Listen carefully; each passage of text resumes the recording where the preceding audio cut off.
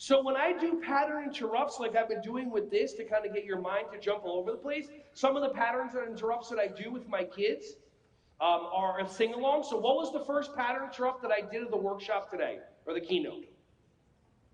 If you're happy and you know it. So I mean, if you're happy, I didn't even realize you're just clapping.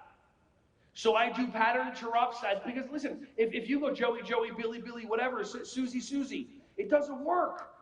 And then you're surprised. How many of you blame the kids when the same thing you're doing over and over doesn't work? It's crazy. So I also do accents. Sometimes if I'm walking into a classroom and the kids aren't paying attention, see, my behavior system, it doesn't work on the mind because everybody's mind is different, but your body, all the bodies are the same. So if I do accents, no matter if you're not paying attention, your ears perk up and the hairs in the ears go, what's going on? Get in my belly. How many of you do accents? Hello, everybody. Spam, spam, spam. How many of you do? Yeah, and the kids, what? And they love you. And then there's some people in here, it's like, I'm not an entertainer, I'm an educator. I'm like, how's that working?